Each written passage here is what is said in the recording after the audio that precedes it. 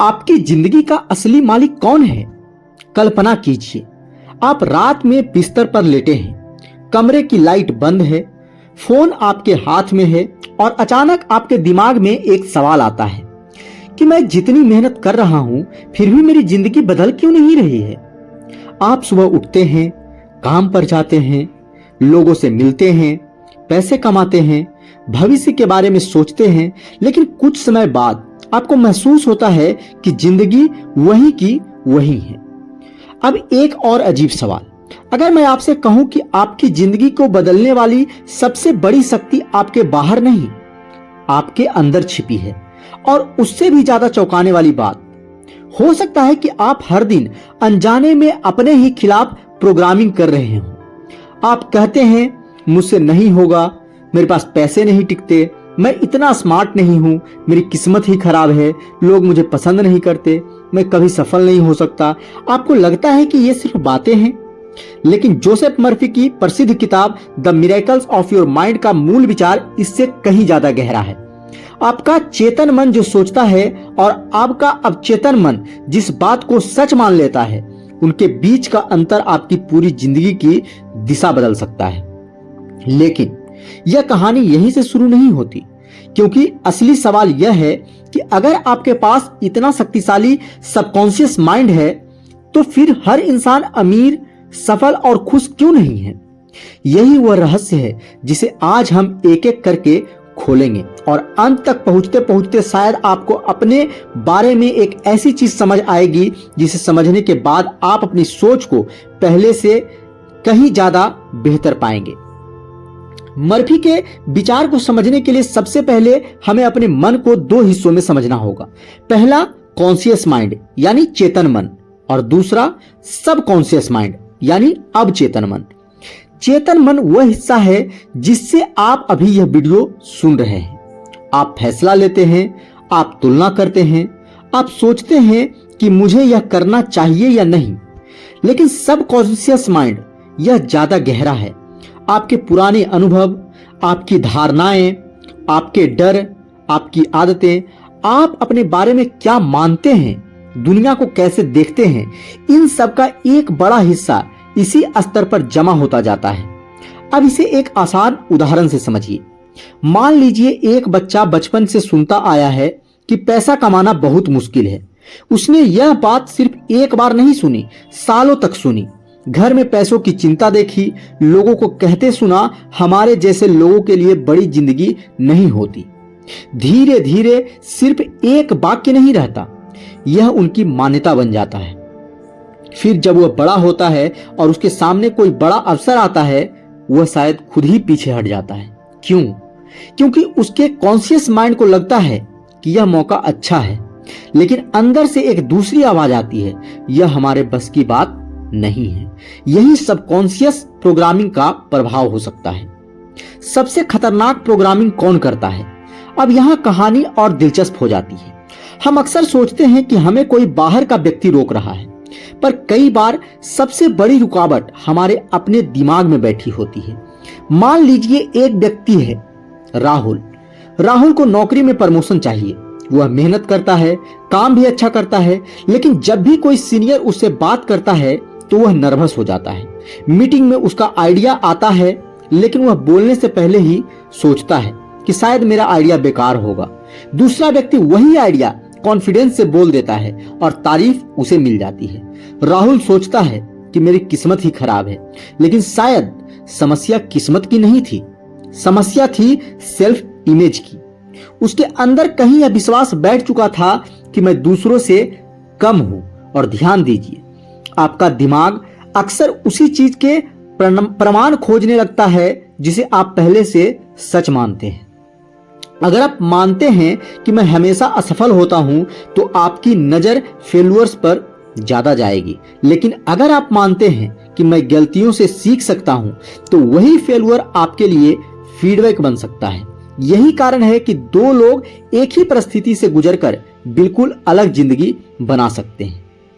दिमाग को दिया गया आदेश। अब कल्पना कीजिए कि आपके पास एक ऐसी मशीन है जो आपको दिए गए इंस्ट्रक्शन को बार बार एग्जीक्यूट करती है। आप उसे कहते हैं कि मैं नहीं कर सकता, वह कहती है ठीक है। आप कहते हैं मैं हमेशा परेशान रहता हूं, वह कहती है ठीक है। आप कहते हैं मेरे पास कभी पर्याप्त पैसा नहीं होगा, वह फिर कहती है कि ठीक है। लेकिन यही मशीन अगर आपसे कहे कि तुम कर सकते हो, तो यही मर्फी की टीचिंग का एक महत्वपूर्ण हिस्सा आता है। आप अपने सबकॉन्शियस माइंड में कौन से विचार बार बार डाल रहे हैं, क्योंकि एक विचार बार बार दोहराया जाए, भावना के साथ दोहराया जाए और उस पर विश्वास बढ़ता जाए, तो वह धीरे धीरे आपकी मानसिक आदत बन सकता है। और मानसिक आदतें अक्सर व्यवहार को प्रभावित करती है। रात का वह समय जब दिमाग सबसे ज्यादा सुनता है। अब एक ऐसा हिस्सा आता है जो वीडियो का सबसे रहस्यमय हिस्सा हो सकता है। सोने से ठीक पहले कभी आपने ध्यान दिया है, रात में जब दुनिया शांत हो जाती है, तब आपका दिमाग अचानक पुरानी बातें निकालने लगता है। 5 साल पुरानी कोई घटना याद आ जाती है। किसी ने क्या कहा था, किसी ने आपको कैसे अपमानित किया था, कल क्या होगा, पैसे क्या होगा, नौकरी का क्या होगा, और फिर वही विचार लेकर आप सो जाते हैं। मर्फी की अप्रोच में स्लीप से पहले की मानसिक अवस्था को विशेष महत्व दिया गया है, क्योंकि उस समय आप दिन की भाग दौड़ से बाहर आ रहे होते हैं। तो अब सवाल, सोने से पहले आप अपने दिमाग को क्या दे रहे हैं?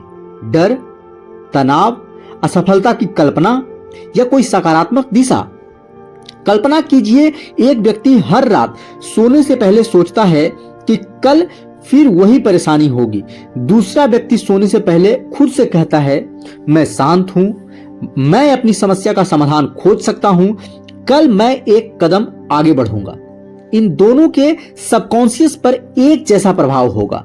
जरूरी नहीं है, क्योंकि पहला व्यक्ति अपने दिमाग को खतरे की कहानी सुना रहा है, जबकि दूसरा संभावना की कहानी सुना रहा है। पैसा कमी की मानसिकता बनाम संभावना। अब आते हैं उस विषय पर जिसमें लगभग हर व्यक्ति की दिलचस्पी होती है, और वह है पैसा।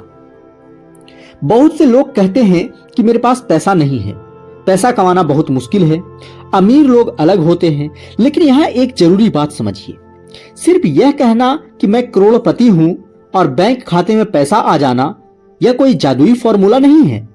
मर्फी के विचारों को प्रैक्टिकल तरीके से समझें तो बात सिर्फ एफर्मेशन बोलने की नहीं है, बात अपनी मानसिकता, आपके डिसीजंस को कैसे प्रभावित करती है। आइए इसे समझते हैं। मान लीजिए 2 लोगों को 1 लाख रुपए का अपॉर्चुनिटी मिलता है। पहला व्यक्ति डरता है कहीं पैसा डूब गया तो, वह बिना समझे डिसीजन लेता है और शायद नुकसान कर बैठता है। दूसरा व्यक्ति सोचता है मैं पहले सीखूंगा, रिस्क समझूंगा, फिर फैसला करूंगा। उसकी सोच उसे बेहतर एक्शन की तरफ ले जा सकती है। इसीलिए सबकॉन्शियस माइंड को समझने का मतलब यह नहीं है कि आप रियलिटी को इग्नोर करें, बल्कि अपने अंदर की लिमिटिंग बिलीफ्स को पहचानें ताकि आप रियलिटी में बेहतर एक्शन ले सकें। आगे समझते हैं कि रिश्तों में सबकॉन्शियस माइंड का खेल। अब सोचिए कि एक व्यक्ति को बार बार ऐसे रिश्ते क्यों मिलते हैं जिनमें उसे सम्मान नहीं मिलता। वह कहता है कि हर बार मेरे साथ ऐसा ही क्यों होता है। हो सकता है हर बार कारण अलग हो, लेकिन कभी कभी हमारी पुरानी बिलीफ्स हमारे चॉइस को प्रभावित कर सकती है। अगर किसी व्यक्ति के अंदर यह बिलीफ बैठ चुका है कि मैं प्यार और सम्मान के लायक नहीं हूं, तो वह ऐसे व्यवहार को भी टॉलरेट कर सकता है जिसे दूसरा व्यक्ति तुरंत रिजेक्ट कर देता, और फिर वह कहता है लोग मुझे रिस्पेक्ट नहीं करते। लेकिन शायद उसे सबसे पहले अपने सबकॉन्शियस से यह सवाल पूछना चाहिए कि मैं अपने बारे में क्या मानता हूं, क्योंकि दुनिया आपको हमेशा वैसा देखती है जैसा आप, कई बार आप खुद को जिस तरह देखते हैं उसके आधार पर आप लोगों को चुनते हैं, सीमाएं बनाते हैं और डिसीजंस लेते हैं। नेक्स्ट समझते हैं हम डर का सबसे बड़ा रहस्य। अब कहानी का सबसे खतरनाक हिस्सा डर। डर आपको हमेशा रोकता नहीं, कई बार डर आपको यह विश्वास दिलाता है कि आपको आगे बढ़ना ही नहीं चाहिए। मान लीजिए किसी व्यक्ति को अपना बिजनेस शुरू करना है। वह कहता है अगर फेल हो गया तो, फिर दूसरा सवाल लोग क्या कहेंगे, फिर अगर पैसा चला गया तो, फिर अगर सबने मेरा मजाक उड़ाया तो, और अंत में वह कुछ नहीं करता। अब ध्यान दीजिए, उसने फेल्योर का सामना किया ही नहीं, लेकिन उसके दिमाग ने फेल्योर की कहानी इतनी बार चला दी कि उसने शुरुआत ही छोड़ दी। यहां सबकॉन्शियस माइंड को रीप्रोग्राम करने का मतलब यह नहीं कि डर खत्म हो जाएगा, बल्कि डर के बावजूद एक्शन लेना सीखना चाहिए। अब नेक्स्ट समझते हैं फॉरगिवनेस का रहस्य। मर्फी की टीचिंग्स में फॉरगिवनेस भी महत्वपूर्ण विषय है, लेकिन यहां फॉरगिवनेस का मतलब यह नहीं कि जिसने आपके साथ गलत किया उसे सही साबित कर दें। नहीं, फॉरगिवनेस का एक अर्थ यह भी हो सकता है कि आप अपने मन को उस घटना की कैद से बाहर निकालें। कल्पना कीजिए किसी व्यक्ति ने आपको 10 साल पहले चोट पहुंचाई। वह व्यक्ति शायद आज अपनी जिंदगी जी रहा है, लेकिन आप हर बार उस घटना को याद करके फिर से वही दर्द महसूस करते हैं। यानी घटना 10 साल पहले हुई, लेकिन उसका इमोशनल इफेक्ट आज भी चल रहा है। फॉरगिवनेस का उद्देश्य दूसरे व्यक्ति को गिफ्ट देना नहीं, कई बार यह खुद को आजाद करने की प्रक्रिया होती है। आप कहते हैं कि जो हुआ उसे मैं बदल नहीं सकता, लेकिन मैं यह तय कर सकता हूं कि वह घटना मेरी पूरी जिंदगी को कंट्रोल नहीं करेगी, और यही बदलाव अंदर से शुरू होता है।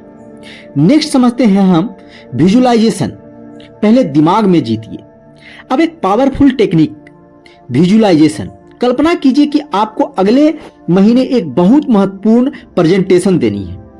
आप 2 तरीके अपना सकते हैं। पहला, हर दिन सोचिए अगर मैं भूल गया तो, अगर लोग हंसे तो, अगर प्रेजेंटेशन खराब हो गई तो। और दूसरा, आप रोज कुछ मिनट शांत बैठते हैं, आंखें बंद करते हैं, कल्पना करते हैं कि आप कॉन्फिडेंटली प्रेजेंटेशन दे रहे हैं, लोग ध्यान से सुन रहे हैं, आप सवालों के जवाब शांत होकर दे रहे हैं। अब इसका मतलब यह नहीं कि सिर्फ विजुअलाइजेशन से प्रेजेंटेशन अपने आप परफेक्ट हो जाएगी, लेकिन विजुअलाइजेशन आपको मेंटली रिसर्च करने में मदद कर सकता है। और फिर आता है दूसरा हिस्सा, एक्शन। आप प्रेजेंटेशन की तैयारी करते हैं, प्रैक्टिस करते हैं, गलतियां सुधारते हैं, फिर दोबारा प्रैक्टिस करते हैं। यानी कल्पना, उसके बाद तैयारी और उसके बाद एक्शन। यही प्रैक्टिकल कॉम्बिनेशन है। अब नेक्स्ट समझते हैं हम सबसे बड़ा भ्रम। आप शायद इस पूरी किताब को समझने का सबसे जरूरी मोमेंट आ गया है, क्योंकि अगर आपने यहां गलती की तो आप इस पूरी फिलॉसफी को गलत समझ सकते हैं। कुछ लोग सोच सकते हैं कि बस पॉजिटिव सोचो और सब कुछ मिल जाएगा, लेकिन जिंदगी इतनी आसान नहीं है। पॉजिटिव थिंकिंग अकेले आपको परीक्षा पास नहीं कराएगी। सिर्फ यह बोलने से कि मैं फिट हूं आपकी फिटनेस नहीं बन जाएगी। आपको एक्सरसाइज करनी होगी। सिर्फ यह बोलने से कि मैं अमीर हूं पैसा नहीं आएगा। आपको स्किल्स सीखनी होगी, काम करना होगा, सही फाइनेंशियल डिसीजन लेने होंगे। और सिर्फ यह सोचने से कि मैं सफल हूं सक्सेस नहीं आएगी। लेकिन अगर आपके अंदर लगातार यह बिलीफ है कि मैं कभी सफल नहीं हो सकता, तो वह बिलीफ आपके एक्शन को कमजोर कर सकती है। यही फर्क है पॉजिटिव थिंकिंग और कॉन्शियस प्रोग्रामिंग में। अब नेक्स्ट समझते हैं कि असली चमत्कार क्या है। अब शुरुआत में मैंने आपसे एक सवाल पूछा था कि आपकी जिंदगी का असली मालिक कौन है। शायद जवाब यह है कि सबकॉन्शियस माइंड कोई जादुई शक्ति है जो बिना एक्शन के आपकी जिंदगी बदल देगी। असल बात इसे ज्यादा इंटरेस्टिंग है कि आपका सबकॉन्शियस माइंड आपकी आदतों, धारणाओं और प्रतिक्रियाओं में भूमिका निभा सकता है। आप जो बार बार सोचते हैं, जिसे बार बार महसूस करते हैं, जिसे बार बार सच मानते हैं, वह आपके बिहेवियर को प्रभावित कर सकता है और बिहेवियर आपके रिजल्ट्स को। इसीलिए बदलाव का पहला कदम हमेशा बाहर नहीं होता। कई बार सवाल यह नहीं होता कि मेरी जिंदगी में क्या गलत हो रहा है, बल्कि सवाल यह होता है कि मैं अपने बारे में क्या मानता हूं। अगर आपके अंदर बरसों से यह प्रोग्राम चल रहा है कि मैं कमजोर हूं, तो उसे पहचानिए। अगर प्रोग्राम है कि मेरे पास कभी पर्याप्त पैसा नहीं होगा, तो उसे चैलेंज कीजिए। अगर प्रोग्राम है कि मैं लोगों के सामने बोल नहीं सकता, तो छोटे कदमों से उसे बदलना शुरू कीजिए। क्योंकि आपका दिमाग कोई पत्थर पर लिखा हुआ फैसला नहीं है। आप सीखते हैं, आप बदलते हैं, आप नई आदतें बना सकते हैं। और यही शायद इस किताब का सबसे खूबसूरत संदेश है। आप अपने मन के साथ कैसा व्यवहार करते हैं, यह आपकी जिंदगी की दिशा पर असर डाल सकता है। आज रात जब आप सोने जाएं, तो एक काम जरूर कीजिए। फोन एक तरफ रखिए, आंखें बंद कीजिए और खुद से सिर्फ एक सवाल पूछिए कि मैं पिछले कई सालों से अपने सबकॉन्शियस माइंड को क्या सिखा रहा हूं। डर, कमी, असफलता या संभावना। क्योंकि हो सकता है आपकी जिंदगी की सबसे बड़ी समस्या यह नहीं है कि आपके पास अवसर नहीं है। हो सकता है आपने दिमाग ने पहले से तय कर लिया हो कि आप उन अवसरों के लायक नहीं हैं। और अगर ऐसा है तो शायद आपको अपनी जिंदगी बदलने से पहले अपनी अंदर चल रही कहानी बदलनी होगी। याद रखिए, आपका दिमाग आपका सबसे बड़ा दुश्मन भी बन सकता है और सबसे शक्तिशाली साथी भी। फर्क सिर्फ इतना है कि आप उसे क्या सिखा रहे हैं, और शायद यही है आपके मन का असली चमत्कार। अगर आपको लगता है कि आपका दिमाग आपकी जिंदगी के बारे में आपसे ज्यादा कुछ जानता है, तो अगली बार हम उससे भी गहरे जाएंगे। क्योंकि सवाल अब यह नहीं है कि सबकॉन्शियस माइंड कितना पावरफुल है। असली सवाल है कि क्या हम इसे अपने फायदे के लिए इस्तेमाल करना सीख रहे हैं। तो दोस्तों, अगर आप लोग को यह वीडियो अच्छा लगा हो तो वीडियो को लाइक कीजिए। चैनल पर नए हैं तो चैनल को सब्सक्राइब करके बेल आइकन को जरूर प्रेस कर लीजिए, क्योंकि इसी तरह के आपके जीवन के से बदलने से रिलेटेड जो दोस्तों किताब हम अपने चैनल पे लेके आते रहते हैं। तो चैनल को सब्सक्राइब करके बेल आइकन को जरूर प्रेस कर लीजिए। चलिए फिर मिलते हैं किसी अगले वीडियो में, तब तक के लिए धन्यवाद।